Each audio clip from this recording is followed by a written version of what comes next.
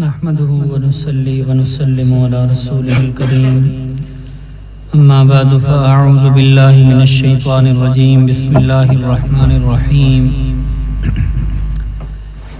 الحمد لله الذي أنزل على عبده الكتاب ولم يجعل له عوجا قيما لينذر بأسا شديدا من لدنه ويبشر المؤمنين الذين يعملون الصالحات أن لهم أجرا حسنا صدق اللہ العظیم۔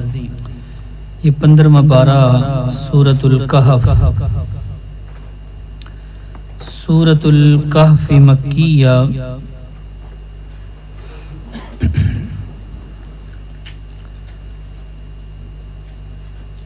سورۃ الکہف، کہف کا لغوی معنی اور لفظی معنی ہے غار۔ اس صورت میں چونکہ اصحاب کہف غار والوں کا واقعہ بیان کیا گیا، اس مناسبت سے اس کا نام سورۃ الکہف رکھا گیا۔ سورۃ الکہف کے بارے میں نبی پاک صلی اللہ علیہ وسلم نے کچھ فضائل بیان فرمائے ہیں۔ خاص طور پہ اس سورت کی پہلی 10 آیات اور آخری آیات، ایک روایت میں آپ علیہ السلام نے ارشاد فرمایا کہ جو بندہ سورہ کہف کی پہلی اور آخری آیات یاد کر لیتا ہے، یعنی حفظ کر لیتا ہے، یاد کر لیتا ہے، اس کے لیے اللہ رب العزت کی طرف سے ایک نور مقرر کر دیا جاتا ہے۔ اور ایک روایت میں تو یہ ہے کہ اتنا نور جو زمین و آسمان کی فضا کو بھر دیتا ہے۔ اسی طرح پھر جمعے والے دن سورۃ کہف پڑھنے کی فضیلت آپ علیہ السلام نے بیان فرمائی کہ جو بندہ جمعے والے دن سورۃ کہف مکمل پڑھ لے یا کم از کم پہلی اور آخری آیات پڑھ لیں تو اس کے لیے اگلے جمعے تک کے لیے ایک حفاظت مقرر کر دی جاتی ہے کہ اس کی حفاظت کی جائے گی ہر قسم کے فتنے سے۔ اور فرمایا حتیٰ کہ اگر اس دوران فتنہ دجال بھی ظاہر ہو گیا تو اللہ اس سے بھی حفاظت فرمائیں گے، جو سب سے بڑا فتنہ ہے۔ دجال کے بارے میں جیسے نبی پاک صلی اللہ علیہ وسلم نے فرمایا کہ ہر نبی نے دجال والے فتنے سے ڈرایا، ہر نبی نے ڈرایا اور میں بھی تمہیں ڈراتا ہوں۔ پہلے نبیوں کو چونکہ یہ وقت نہیں بتایا گیا تھا کہ وہ کب اس کا ظہور ہوگا، لیکن اب تک اگر اس کا ظہور نہیں ہوا تو اس کا مطلب ہے اب یہ چونکہ آخری امت ہے، آخری نبی ہیں، اب پھر اسی امت کے اندر اس کا ظہور ہوگا۔ اس لیے آپ علیہ السلام نے دجال کے فتنے سے خود بھی پناہ مانگی اور اس سے ہر دم آپ ڈرایا کرتے تھے کہ دجال کا فتنہ چونکہ اس حوالے سے وہ بہت بڑا فتنہ ہے کہ بڑی آزمائش ہے کہ اللہ رب العزت نے اس کو بڑی طاقت دی ہوئی ہوگی کہ جو اپنی طاقت کا استعمال کرے گا، جس سے لوگ گمراہ ہوں گے، اس کو اپنا خدا سمجھ لیں گے۔ وہ پہلے نبی ہونے کا دعویٰ کرے گا اور پھر خدا ہونے کا دعویٰ کرے گا، اور اللہ کی طرف سے اس کو طاقت دی جائے گی لوگوں کو آزمانے کے لیے کہ وہ ایسے کام کرے گا جیسے اللہ رب العزت کرتے ہیں۔ یعنی جو لوگ اس کی دعوت کو نہیں مانیں گے، اس کی بات کو نہیں مانیں گے، وہ اس بستی سے جب کسی بستی سے گزرے گا، اگر وہ بستی والے اس کی بات نہیں مانیں گے تو وہ ایسا حکم کرے گا کہ اس بستی کے سارے جانور مر جائیں گے۔ اگلی بستی میں جائے گا، اگلی بستی میں اپنی دعوت دے گا، وہ بستی والے مان لیں گے تو ان کے جانور خوشحال ہو جائیں گے، موٹے تازے ہو جائیں گے اور بارش برسے گی۔ وہ حکم دے گا، بارش برس جائے گی۔ تو اس طرح بہت سارے اس کو طاقتیں دی جائیں گی، بارش برسانے کی طاقت دی جائے گی، مردے کو زندہ کرنے کا اختیار دیا جائے گا، مادرزاد اندھے کو وہ بینا کر دے گا، کوڑ کی بیماری والے کو ٹھیک کر دے گا۔ اسی طرح بعض روایات میں ہے کسی کو وہ دعوت دے گا، وہ کہے گا کہ میں خدا ہوں، مجھے مانو، وہ کہے گا نہیں میں نہیں مانتا، تو وہ کہے گا اگر تیرے والدین تجھے کہیں جو کہ مر چکے ہیں وہ زندہ ہو کر آئیں اور تجھے کہیں کہ یہ خدا ہے اس کی مان، تو پھر مانے گا؟ وہ کہے گا ہاں میں پھر مانوں گا۔ تو نبی علیہ السلام نے فرمایا اصل میں اس دجال کے ساتھ کچھ شیاطین ہوں گے، جنات، اور جنات کو یہ اختیار حاصل ہے کہ وہ کسی کی بھی شکل میں آ سکتے ہیں۔ وہ شیاطین اور جنات پھر اس کے والدین کی شکل میں آ جائیں اور آ کر اس کو کہیں گے کہ یہ خدا ہے اس کی بات مانو، اس طرح وہ مان لے گا۔ بالآخر اسی طرح مختلف طریقوں سے وہ لوگوں کو آزمائے گا، اور نبی علیہ السلام نے اس کا حلیہ بتایا کہ وہ اعور کانا ہوگا، اس کانے کی بھی کیا کیفیت ہے وہ اللہ جانتے ہیں. بعض نے جو شکل بنائی کہ صرف ایک آنکھ درمیان میں، یہ اللہ جانتے ہیں. بعض روایات میں چونکہ دونوں آنکھوں کا تذکرہ ہے اور یہ ہے کہ ایک آنکھ اس کی کانی ہوگی. اور اس وقت آپ نے فرمایا کہ اللہ الیاذ باللہ اللہ اعور نہیں ہے، اللہ کوئی کانا نہیں ہے جو یہ دعویٰ کرے گا کہ میں کانا، یہ کانا ہو کر خدا ہونے کا دعویٰ کرے گا، اس لیے یہ سراسر جھوٹا ہے. باوجود اس کے کہ جو اختیارات ہوں گے وہ بھی ظاہر بات اللہ کی طرف سے مسلمانوں کو آزمانے کے لیے. اور اس کی پیشانی پر کافر لکھا ہوا ہوگا، کاف فا را الگ الگ. ہر مومن اور مسلمان اس کافر کو پہچان لے گا، اس کو پڑھ لے گا، چاہے وہ پڑھا لکھا ہو یا نہ ہو. لیکن پھر بھی چونکہ ظاہری حالت اس کی ایسی ہوگی کہ طاقت اتنی ہوگی، اختیارات اس کے پاس اتنے ہوں گے کہ لوگ وہ خلط ملط ہو جائیں گے کہ کیا کیا جائے، مانا جائے نہ مانا جائے. پھر اس کے ساتھ جنت ہوگی، جہنم ہوگی. اس نے ایک جنت اس کے ساتھ ساتھ چل رہی ہے، ایک جہنم ساتھ ساتھ چل رہی ہے. جو اس کی نہیں مانے گا وہ اس کو اپنی جہنم میں ڈال دے گا، اور جو مان لے گا اس کو اپنی جنت میں ڈال دے گا.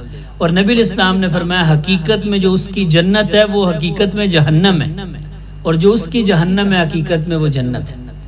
اگر کوئی مسلمان اور مومن اس کی نہیں مانے گا اور اس کو اٹھا کر جب وہ اپنی جہنم میں پھینکے گا تو اللہ رب العزت وہاں جہنم میں اس کے لیے آگ کو ٹھنڈا کر دے گا.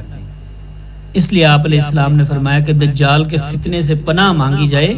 یہ بہت بڑا فتنہ ہے، ہر کسی کے بس میں نہیں کہ وہ اس کے آگے ٹھہر سکے.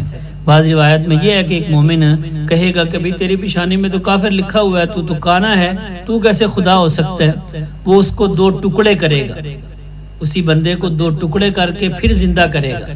پھر کہے گا اب مانتا ہے، وہ مومن کہے گا اب تو مجھے اور یقین ہو گیا کہ تو ہے ہی دجال اور پکا کافر، کیونکہ ہمیں ہمارے نبی علیہ السلام نے بتایا کہ اس کے پاس یہ اختیارات ہوں گے. اس طرح بہت سارے لوگوں کا ایمان پختہ بھی ہوگا جو اس کے سامنے ڈٹ جائیں گے اور وہ اس کو اٹھا کر اپنی جہنم کے اندر پھینکے گا. لیکن اللہ رب العزت پھر اس کے لیے اس جہنم کو جنت بنا دیں گے. اور اس کے بعد پھر اس طرح بارش برسانے کا اختیار ہوگا. وہ آپ علیہ السلام نے فرمایا وہ پوری دنیا میں اس طرح اتنی تیزی سے چلے گا کہ چند 40 دنوں کے اندر جو ہے وہ پوری دنیا کی سیر کر لے گا. اور اتنی تیز رفتار سواری ہوگی اس کے پاس. اور ظاہری بات ہے حدیث پاک میں تو گدھے کا لفظ ہے. وہ بعض نے اگرچہ مفسرین نے فرمایا کہ جدید دور کے لحاظ سے وہ جہاز ہی ہوگا اس کا، اور یہودیوں نے اس کے لیے وہ جہاز تیار بھی کیا ہوا ہے. جس طرح ہمیں انتظار ہے نا امام مہدی کا، یہودیوں کو انتظار ہے دجال کا. آپ علیہ السلام نے فرمایا دجال کا ساتھ دینے والے سب سے زیادہ یہودی اور عورتیں ہوں گی. مسلمانوں میں عورتیں زیادہ ہوں گی جو اس کے فتنے میں جلدی مبتلا ہو جائیں گی اور اس کا ساتھ دیں گی. مدینہ منورہ میں، مکہ مکرمہ میں اور بیت المقدس کی مسجد میں یہ داخل نہیں ہو سکے گا. مکہ اور مدینہ کے ہر دروازے پر فرشتے مقرر ہوں گے کہ یہ وہاں اندر داخل نہیں ہو سکے گا. باقی ہر جگہ جانے کا اس کو اختیار ہوگا. مدینہ شہر کے اندر نہیں جا سکے گا. مدینہ کے باہر وہ ڈیرا لگائے گا لیکن پھر وہ جانے کی کوشش کرے گا لیکن نہیں جا سکے گا. وہاں مدینے کے اندر اس دور میں اگر کوئی کافر یا منافق ہوگا تو اللہ رب العزت کوئی آفت نازل کریں گے کہ وہ سارے کافر اور منافق مدینے سے باہر نکل آئیں گے اور آ کر اس کا ساتھ دیں گے. لیکن مدینے کے اندر یہ داخل نہیں ہو سکے گا. بالآخر حضرت عیسیٰ علیہ الصلاۃ والتسلیم کا نزول ہوگا. اس سے پہلے سب سے پہلے حضرت امام مہدی تشریف لائیں گے، پھر دجال نکلے گا، پھر حضرت عیسیٰ علیہ السلام کا نزول ہوگا. جب حضرت عیسیٰ علیہ السلام کا نزول ہوگا تو وہ سب سے پہلے دجال کو قتل کریں گے. مسلمان مل کر سارے مقابلہ کریں گے. حضرت عیسیٰ کے تشریف لانے سے پہلے بہت سارے مسلمان اس کے مقابلے میں شہید ہو چکے ہوں گے، لیکن حضرت عیسیٰ علیہ السلام آ کر بالآخر اس دجال کا خاتمہ فرمائیں گے. بہرحال اس حوالے سے ایک تو ہر دم پناہ مانگتی رہنا چاہیے، کیونکہ ہمارا تو ایمان، ہمیں یہاں کوئی چھوٹا موٹا کافر ہمارے مقابلے میں آ جائے، وہ آ کر کوئی ہمیں دھمکی دے دے تو ہم اس وقت نہیں ٹھہر سکتے، تو چاہے جائے کہ دجال کے سامنے ہوں. اس لیے حفاظت اللہ رب العزت ہی کرنے والا، فتنے سے پناہ مانگنی چاہیے. تو اس کا ایک نسخہ آپ نے بتا دیا کہ سورۃ کہف کی تلاوت کر لیجئے۔ آپ نے فرمایا کہ اگر دجال سامنے بھی آ جائے، بعض ایمان والے ہوں گے ان کے سامنے دجال آئے گا، وہ ایمان والے سورۃ کہف کی ابتدائی آیات پڑھیں گے تو وہ دجال کچھ نہیں کر سکے، اس کے فتنے سے وہ محفوظ رہیں گے۔ یہ سورۃ الکہف کا جو شان نزول ہے یہ اس وقت نازل ہوئی مکہ مکرمہ کا تقریباً یہ درمیان والا دور تھا، 5واں 6واں سال تھا مکی زندگی کا، نبوت کے یعنی 5ویں 6 سال، جب مشرکین کا ظلم و ستم بڑھ گیا مسلمانوں پر تو اسلام بھی آہستہ آہستہ پھیلنے لگا، لوگ اسلام قبول کر رہے تھے۔ تو ایک دفعہ مشرکین مکہ نے اپنے 2 بندے نضر بن حارث اور عقبہ بن ابی معیط، یہ 2 بندوں کو بھیجا مدینے کے اندر کہ مدینے کے اندر جو یہودی اور عیسائی علماء رہتے ہیں ان سے جا کر پوچھو کہ بھئی تم تو چلو مولوی ہو، تمہارے پاس تو پہلی کتابیں موجود ہیں، تورات ہے، انجیل ہے، تمہیں علم ہے، تو تورات اور انجیل میں کوئی دیکھ کر بتاؤ کہ واقعی یہ محمد صلی اللہ علیہ وسلم جنہوں نے دعویٰ کیا کہ میں اللہ کا نبی ہوں، کیا یہ واقعی اللہ کے نبی سچے نبی ہیں یا الیاذ باللہ جھوٹ بول رہے ہیں؟ اگر سچے نبی ہیں تو پھر ٹھیک ہے، ہم بھی ایمان لاتے ہیں، ہمیں کیا ہے، تو اگر یہ جھوٹے ہیں تو ہمیں پتہ چل جائے گا۔ تو یہود مدینہ کے جو یہودی تھے، ان کے جو علماء تھے، انہوں نے کہا کہ ہم تمہیں 3 سوال بتاتے ہیں، وہ 3 سوال جا کر اس سے پوچھو، اگر وہ ان کا جواب دے دے، 3 سوالوں میں سے 2 سوالوں کا اگر وہ جواب دے دے اور تیسرے کے بارے میں کہہ دے کہ اس کا جواب مجھے نہیں آتا، اس کا جواب مختصر دے، تو سمجھ لینا یہ اللہ کا سچا نبی۔ اگر وہ ان کا جواب نہ دے سکا تو سمجھ لینا یہ جھوٹ ہے۔ 3 سوال یہ تھے کہ جا کر ایک تو ان سے پوچھو روح کی حقیقت کیا ہے، جو انسانی روح ہے یہ کیا چیز ہے، اس کی کیا حقیقت ہے، اس کے بارے میں انہوں نے کہا کہ اس کا وہ جواب نہیں دے سکے گا اگر سچا نبی ہوا، کیونکہ اس کی تفسیر اللہ نے کسی کو بتائی ہی نہیں۔ اور دوسرا سوال کہ ان سے جا کر پوچھو وہ جو بندے پچھلے زمانے کے چند بندے تھے، 6-7 بندے جو غار کے اندر چھپ گئے تھے اور پھر 300 سال سے زیادہ اللہ نے ان کو سلائے رکھا تھا، ان کا واقعہ بیان کرو کہ وہ کون تھے، کیا ہوا تھا، کیسا سارا واقعہ بیان کرو۔ اور تیسرا سوال کہ وہ ایک جو بادشاہ گزرا ہے جس نے مشرق اور مغرب تک حکومت کی اور سفر کیا ہے، ذوالقرنین نامی بادشاہ، اس کا واقعہ بیان کرو کہ وہ کون تھا۔ یہ 3 سوال انہوں نے دے کر بھیجے۔ وہ 2 بندے آئے، واپس آ کر انہوں نے بتایا باقی کافروں کو، قریشیوں کو، وہ خوش ہو گئے کہ چلو جا کر سوال پوچھتے ہیں۔ نبی علیہ السلام کے پاس آئے، آپ علیہ السلام نے سوال سنے، آپ نے فرمایا ٹھیک ہے میں کل جواب دے دوں گا، لیکن کل آ گئی وحی نہیں آئی۔ آپ صلی اللہ علیہ وسلم کو امید تھی کہ جبریل آئے گا، میں سوال بتاؤں گا، اللہ سے پوچھ کر جواب آ جائے گا، وحی نازل ہو جائے گی، لیکن نبی علیہ السلام چونکہ انشاءاللہ کہنا بھول گئے، آپ نے فرمایا میں کل بتا دوں گا، انشاءاللہ نہیں کہا۔ اللہ رب العزت نے صرف انشاءاللہ نہ کہنے کی وجہ سے بطور تنبیہ کے چند دن وحی روک لی، 2 دن 4 دن 15-16 دن گزر گئے، وحی نہیں آئی۔ اب تو وہ جو کافر تھے مشرکین مکہ، ان کو بہانہ مل گیا، پروپیگنڈا شروع ہو گیا، دیکھو جی ہمیں تو یہ کہتے تھے میں اللہ کا پیغمبر ہوں، نبی ہوں، ہم تو ان پڑھ تھے، ہمیں تو پتہ نہیں تھا، ہم نے جب مولویوں سے جا کر سوال پوچھے ہیں، یہ مدینہ کے یہودیوں سے، وہ انہوں نے تو صرف ابھی 3 سوال پوچھے ہیں تو ان کے یہ جواب نہیں دے سکتے، تو یہ کہنے میں اللہ کا نبی ہوں۔ اس طرح نبی علیہ السلام بھی بڑے پریشان ہوئے کہ جو مخالفین ہیں ان کو موقع مل گیا اعتراضات کرنے کا مزید، بہرحال نبی علیہ السلام پریشان۔ تو 16-17 دن کے بعد وحی آئی۔ جب جبریل علیہ السلام آئے تو نبی علیہ السلام کا پہلا سوال یہ تھا کہ جبریل بڑی دیر بعد آئے، لیکن جبریل علیہ السلام نے بھی فرمایا وَمَا نَتَنَزَّلُ إِلَّا بِأَمْرِ رَبِّكَ، یا رسول اللہ ہم بھی اللہ کے حکم کے بغیر نہیں اتر سکتے، اللہ کا حکم ہوتا ہے تو ہم آتے ہیں، ویسے تو ہم بھی کوئی فرشتہ بھی نیچے نہیں اتر سکتا، تو اللہ کی مرضی تھی نہیں آئے، تو جب حکم ہوا تو ہم آ گئے۔ اور سب سے پہلے یہی آیت نازل ہوئی، آگے آ رہی ہے وَلَا تَقُولَنَّ لِشَيْءٍ إِنِّي فَاعِلٌ ذَلِكَ غَدًا إِلَّا أَن يَشَاءَ اللَّهُ، کہ جب بھی کسی چیز کے بارے میں کہنا ہو، کسی کام کے بارے میں کہ میں کل کروں گا، تو صرف اتنا نہیں کہنا کہ میں کل کر دوں گا، إِلَّا أَن يَشَاءَ اللَّهُ، ساتھ انشاءاللہ کہنا بھی ضروری ہے۔ انشاءاللہ کہو گے تاکہ یہ کام اللہ کے حوالے کر دیا جائے تو پھر اللہ کی مدد آئے گی، اگر اپنے اوپر چھوڑو گے تو پھر اللہ کی مرضی ہے وہ کام کرے یا نہ کرے۔ اس لیے پہلے تو یہ تنبیہ کی اور پھر پوری سورۃ کہف نازل ہوئی اور اس میں تینوں سوالوں کے جواب دیے گئے۔ روح والی جو حقیقت کا جواب تھا وہ اس سے پہلی سورۃ بنی اسرائیل میں اللہ نے اس آیت کو رکھا، وَيَسْأَلُونَكَ عَنِ الرُّوحِ قُلِ الرُّوحُ مِنْ أَمْرِ رَبِّي، لوگ آپ سے روح کے بارے میں پوچھتے ہیں، فرما دو الروح من امر ربی، روح میرے رب کا ایک حکم ہے۔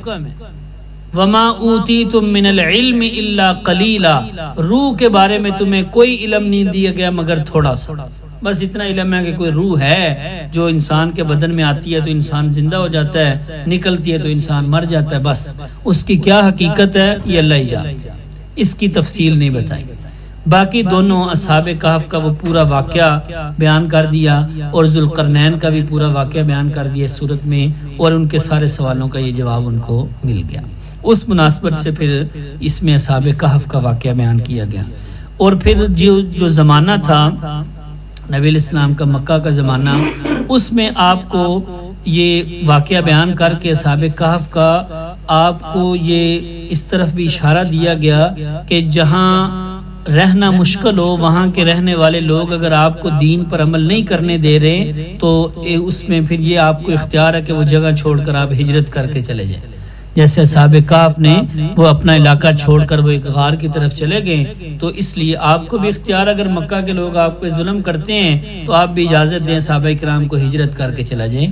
اس کے بعد پھر ہجرت ہوئی تھی، سب سے پہلے حبشہ کی طرف ہجرت ہوئی، مکہ میں تو بعد کی طرف، مکہ کی طرف مدینہ کی طرف تو ہجرت بعد میں ہوئی تھی، پہلے 2 دفعہ ہجرت آپ کچھ صحابہ کرام نے حبشہ کی طرف کی تھی۔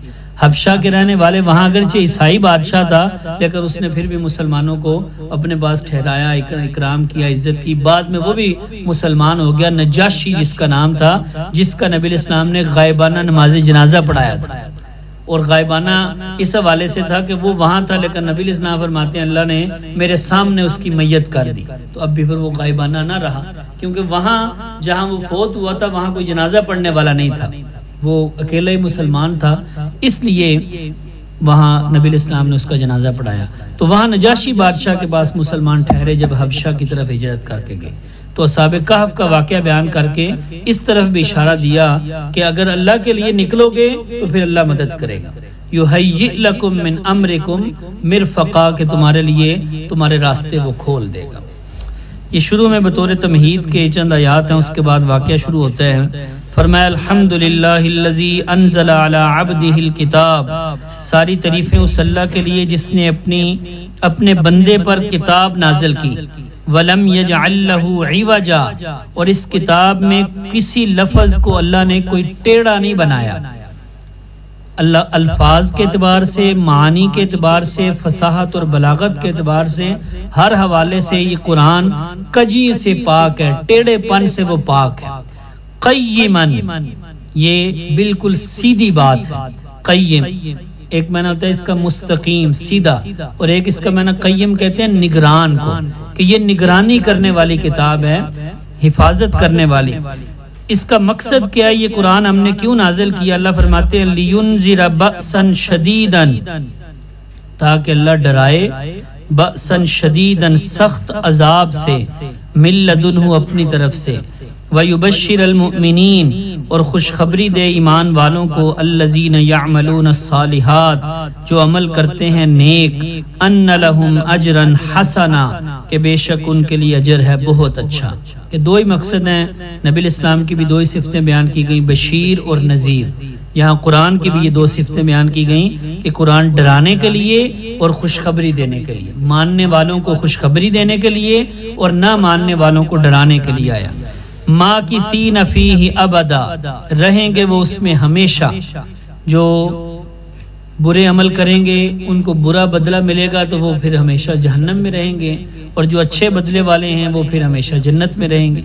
وَيُنذِرَ الَّذِينَ قَالُوا اتَّخَذَ اللَّهُ وَلَدًا، اور یہ قرآن ڈراتا ہے ان لوگوں کو، قالو جنہوں نے کہا، اتخذ اللہ ولدا کہ الیاذ باللہ اللہ نے بیٹا بنا لیا، اللہ نے اپنی اولاد بنا لی ہے۔ یہ مضمون جو قرآن مجید میں بار بار بیان ہوتا ہے کہ لوگ کہتے ہیں اللہ نے بیٹا بنا لیا۔ اس بیٹا بنانے کا مطلب ایک ہے حقیقی بیٹا پیدا کرنا، اس کے وہ قائل نہیں تھے، وہ کہتے تھے کہ بیٹا اللہ نے بنا لیا. بنا لینے کا مطلب بھی اصل یہ تھا کہ جس طرح والد کچھ اختیارات اپنے بیٹوں کو دے دیتا ہے، اسی طرح وہ کہتے تھے اللہ نے کچھ اختیارات اپنے نبیوں کو دے دیے، اپنے ولیوں کو دے دیے.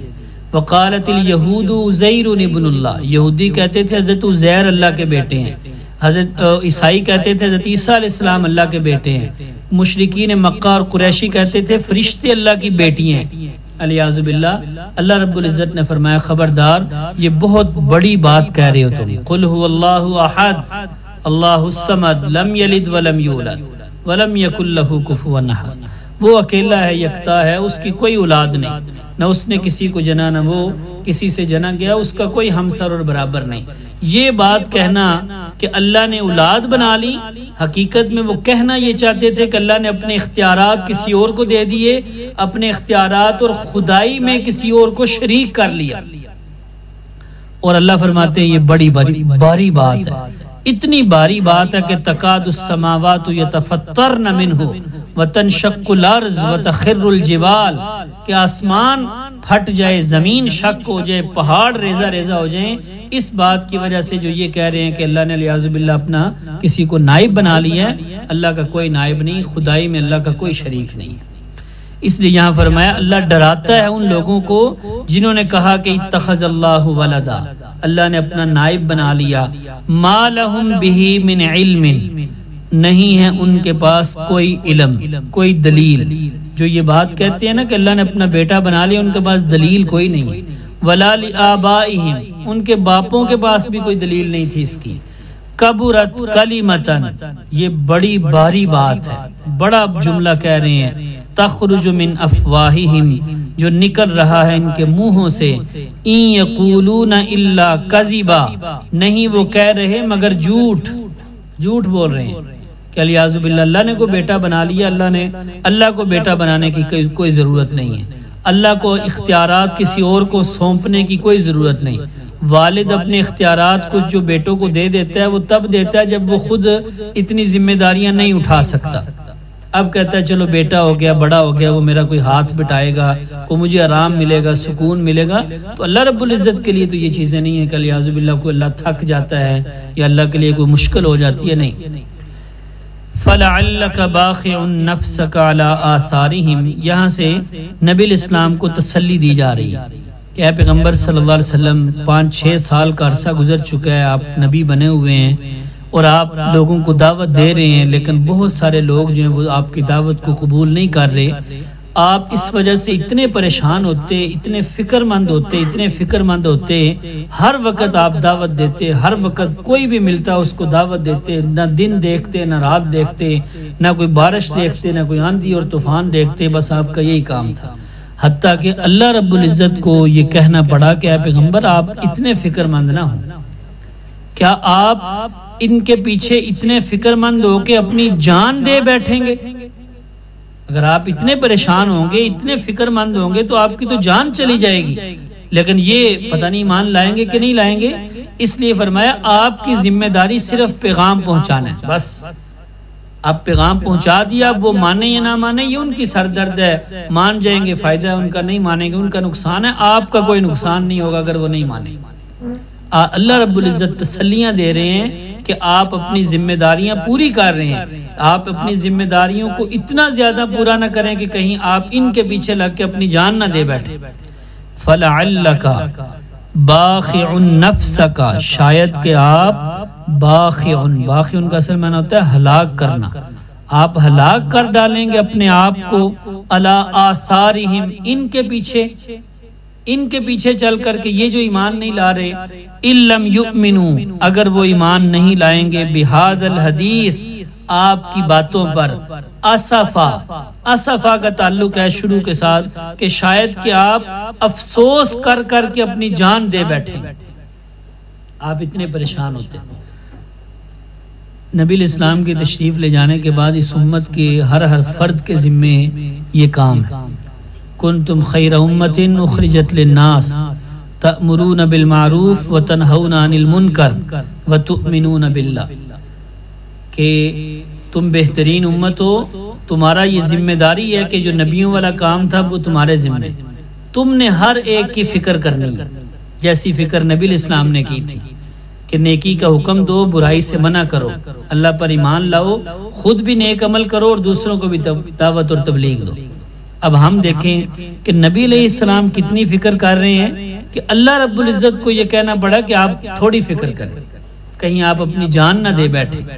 لیکن ہم جو ہماری ذمہ داری لگائی گئی ہے، ہم اس ذمہ داری میں کتنا آگے، بلکہ دوسروں کو، پہلے تو ہم خود اپنی فکر نہیں کر رہے اور دوسروں کی فکر کیا کرنی، اگر دوسروں کی کرنی ہے تو کتنی کر رہے ہیں، اپنے بال بچوں کی نہیں کر رہے، اپنی بیوی بچوں کی، اپنے گھر بار کی نہیں کر رہے، باہر والوں کی کیا کرنی۔ ہم اسی شرم کے اندر ہیں کہ اس کو کہیں گے تو وہ کیا کہے گا، اس کو اگر نیکی کا حکم دیں گے تو وہ کیا کہے گا کہ جا تو اپنا کام کر۔ اسی کو نبی الاسلام نے فرمایا من رأى منکم منکرا فلیغیرہ بیدہ، اگر تم میں سے کوئی دیکھے کسی جگہ منکر غلط کام ہوتا ہوا دیکھے، اس کو اپنے ہاتھ سے روکے، اگر ہاتھ سے روکنے کی طاقت نہیں تو زبان سے روکے، اگر زبان سے روکنے کی طاقت نہیں تو کم از کم اس کو دل کے اندر ضرور برا جانے، اور یہ ایمان کا سب سے کمزور درجہ ہے۔ اگر برائی کو دیکھ کر ہمارے دل میں بھی یہ نہیں آتا کہ یہ برا کام ہے تو پھر اس کا مطلب ہے ہمارے اندر ایمان نہیں۔ اور ہاتھ سے روکنے کی طاقت کا کیا مطلب ہے؟ ہاتھ سے روکنے کا مطلب یہ ہے کہ اگر تمہیں طاقت ہے، اس کا ایک مطلب تو کہ بڑی لیول پہ جو کام ہو رہے ہیں، گناہوں کے کام ملکی لیول پہ، ان کو روکنے کی طاقت تو حکومت کے پاس ہے، حکومت والے روک سکتے ہیں، وہ ان کی ذمہ داری، اگر وہ نہیں روک رہے تو حکومت والے گناہگار ہیں۔ تو اس حوالے سے جس بندے کی جہاں جتنی حکومت ہے وہاں اس کا اتنا اختیار اور طاقت۔ ہر بندے کی اپنے گھر میں حکومت ہے، اپنے ادارے میں حکومت ہے، اپنی فیکٹری میں اپنی حکومت ہے، تو وہاں اگر کوئی منکر اور غلط کام ہو رہا ہے تو اس کو روکنا اس کی ذمہ داری، اس کو ہاتھ سے بھی روکنے کی طاقت ہے، اگر نہیں روک رہا تو وہ اپنی ذمہ داری پوری نہیں کر رہا۔ اور زبان سے روکنے کی، اگر ہاتھ سے روکنے کی طاقت نہ ہو تو زبان سے روکو، زبان سے روکنے کی طاقت نہ ہو، اس کا کیا مطلب ہے کہ زبان سے روکنے کی طاقت نہ ہو؟ اس کا مطلب محدثین نے فرمایا کہ اگر آپ کسی جگہ کوئی برا کام ہوتا ہوا دیکھیں اور آپ اس کو زبان سے روکیں، اور وہ آگے سے اب کیا کرے گا، آگے سے زیادہ یہی کہے گا جا تو اپنا کام کر بس، یا وہ خاموش ہو جائے گا۔ اگر وہ یہ بھی کہہ دے کہ جا تو اپنا کام کر، تو یہ اتنی بات بھی ہمارے اندر سننے کی طاقت ہے یا نہیں ہے؟ اگر نہیں ہے تو پھر تو ہم ایمان والے ہی کوئی نہیں۔ اتنی بات تو سننے کی ہمارے اندر طاقت ہو نا کہ وہ کہہ رہا ہے کہ تو اپنا کام کر، تو اس کہنے سے کچھ فرق نہیں پڑے گا ہمیں، اس کا ہی نقصان ہوگا، ہمیں تو کوئی فرق نہیں پڑے گا۔ اور یہ باتیں نبی پاک صلی اللہ علیہ وسلم نے اور سارے نبیوں نے کتنی سنی، انہوں نے صرف یہ باتیں نہیں سنی، انہوں نے تو پتھر کھائے۔ حضرت نوح علیہ الصلوۃ والتسلیم کا سورہ نوح میں اللہ نے فرمایا ذکر، حضرت نوح فرماتے ہیں یا رب انی دعوت قومی لیلا ونہارا، یا اللہ میں نے اپنی قوم کو رات کو بھی دعوت دی، دن کو بھی دعوت دی، فلم یزدہم دعائی الا فرارا، لیکن میں جب بھی ان کو بلاتا یہ بھاگ جاتے تھے، جب بھی میں ان کے قریب آتا کوئی بات کرتا یہ اپنے کانوں میں انگلیاں دے لیتے تھے، جب میں ان کے قریب آ کر ان کو دعوت دیتا یہ اپنے اوپر چادریں ڈال لیتے تھے، اور کبھی کبھی اتنا مارتے تھے حضرت نوح علیہ السلام کو پتھر کہ پتھروں کے نیچے حضرت نوح علیہ السلام دب جایا کرتے تھے اور جبریل علیہ السلام آ کر نکالتے تھے۔ حضرت نوح علیہ السلام اور 950 سال کا عرصہ تبلیغ کی اور صرف 80 کے قریب مرد اور عورت مسلمان ہوئے۔ یہ اس سے ہمیں سبق ملتا ہے کہ یہ نہیں سمجھنا کہ ہم نے کسی کو دعوت دی نماز کی، نیکی کی، اور اس نے ہماری دعوت کو قبول نہیں کیا تو اب ہم کہیں نہیں وہ تو ہماری قبول ہی نہیں کرتا، ہم کیوں اس کو دعوت دیں؟ نہیں، ہمارا کام ہے دعوت دینا۔ اب دعوت دینے کے 2 فائدے ہیں، ایک فائدہ دعوت دینے والے کو اور دوسرا جس کو دعوت دی جا رہی ہے۔ اگر وہ مان گیا، عمل کر گیا تو اس کا فائدہ ہو جائے گا، وہ نہ بھی مانا دعوت دینے والے کو فائدہ ہی فائدہ، اس کی تو ذمہ داری ہے، وہ تو پوری ہوگی۔ یہ سمجھ کر ہم پیچھے ہٹ جائیں کہ اس نے تو ماننا کوئی نہیں، تو پھر تو انبیاء علیہ السلام اگر یہ سمجھ کر پیچھے ہٹ جاتے تو پھر 950 سال کا عرصہ تبلیغ کرنے کی کیا ضرورت ہے؟ اور 950 سال کا عرصہ تبلیغ کرنے کے بعد صرف 80 کے قریب مسلمان ہوئے، تو اس لیے ہم بھی دعوت دیں، اور ہماری دعوت پر اگر ایک بندہ بھی نہیں آتا تو کوئی مسئلہ نہیں، ہماری ذمہ داری تو پوری ہو۔ تو اس میں دعوت میں ایک تو طریقہ ہے نا، چلو تبلیغ میں نکلنا، وہ ایک ترتیب بنی ہوئی ہے، وہ بھی اپنی جگہ، وہ بھی بہتر ہے، جتنا وقت مل جائے وہاں لگایا جائے، لیکن جہاں ہم بیٹھیں، جس مجلس میں بیٹھیں، جہاں بھی بیٹھیں، جب بھی وقت ملے، کوئی بھی بندہ ملے، اس سے ہم اسی حوالے سے گفتگو کریں۔ ان کو دعوت اب صرف نماز کی دعوت نہیں ہے۔ آپ کسی بندے میں دیکھتے ہیں کہ یار یہ جھوٹ بڑا بولتا ہے، آپ اس کو کسی طریقے سے اس حوالے سے دعوت دیں کہ بھئی جھوٹ نہیں بولنا چاہیے۔ کسی بندے میں آپ دیکھتے ہیں کہ یہ امانت میں خیانت کرتا ہے، ماب تول میں کمی کرتا ہے، کسی بھی حوالے سے آپ کسی میں کوئی کمی دیکھتے ہیں تو اس کو آپ اس طریقے کے مطابق دعوت دیں۔ تو ہر جگہ، ہر بندے کے لحاظ سے الگ الگ دعوت، ہر جگہ کے لحاظ سے الگ الگ دعوت ہے، اور اس دعوت کا ایک اثر، ایک فائدہ سب سے پہلے اپنے آپ کو ہوگا کہ اگر میں کسی کو دعوت دوں گا تو اگر میں پہلے اس پر خود عمل نہ کروں گا تو پھر مجھے بھی شرمندگی ہوگی۔ تو اس حوالے سے ہمیں خود عمل کرنے کی بھی توفیق مل جائے گی۔ تو اس لیے فَلَعَلَّكَ اللہ رب العزت نبی علیہ السلام کو تو کہہ رہے ہیں کہ آپ اتنی فکر مند نہ ہوں، آپ کے فکر کرنے سے تو آپ کہیں اپنی جان نہ دے بیٹھنا۔ اس لیے ہمیں یہ کوشش کرنی چاہیے کہ ہم بھی نبی علیہ السلام اور صحابہ کرام کے نقش قدم پر چلتے ہوئے جتنی کوشش کر سکتے ہیں اپنی بھی فکر کریں، اپنی اولاد کی، بال بچوں کی، یار دوستوں کی، عزیز و اقارب کی، ہر حوالے سے ہماری ذمہ داری ہے۔ اللہ سمجھنے کی اور عمل کی توفیق عطا فرمائے۔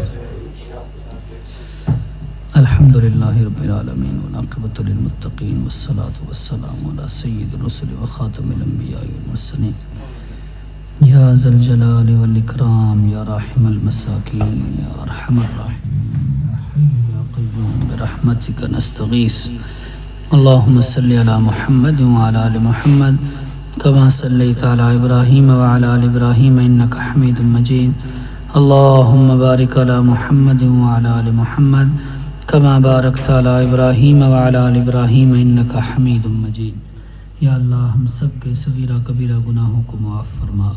یا اللہ بڑے گناہ گار ہیں، بڑے سیاہکار ہیں، بڑے خطا کار ہیں، یا اللہ تو ہی معاف فرمانے والا ہے، اپنی رحمت فرما۔ یا اللہ ہمارے گناہوں کی طرف نہ دیکھ، یا اللہ اپنی رحمت کی طرف دیکھ کے یا اللہ ہم سب پہ رحم فرما۔ یا اللہ سب کو نیک نمازی بنا، سب کے رزق روزگار میں رحمتیں اور برکتیں نازل فرما۔ یا اللہ ہم سب کو دین کے حوالے سے اپنی بھی اور اپنے بال بچوں کی، اپنے گھر والوں کی، عزیز و اقارب کی، سب کی یا اللہ فکر کرنے کی توفیق عطا فرما۔ یا اللہ جو ہماری ذمہ داری ہے دین کے حوالے سے، دعوت اور تبلیغ کے حوالے سے، یا اللہ ہم سب کو اس ذمہ داری میں پورا اترنے کی توفیق عطا فرما۔ یا اللہ قرآن مجید سے دل لگا کر اس کو سمجھنے کی، پڑھنے کی اور اس پر عمل کرنے کی توفیق عطا فرما۔ یا اللہ جتنے بھی احکام ہمارے سامنے آتے ہیں یا اللہ ہم سب کو ان سارے احکامات پر عمل کرنے کی توفیق عطا فرما۔ یا اللہ یہ ہمارا یہاں مل کر بیٹھنا اپنی بارگاہ میں قبول و منظور فرما، کمی کوتاہی معاف فرما۔ صلی اللہ تعالی علی خیر خلقہ محمد وآلہ وصحبہ اجمعین برحمتک یا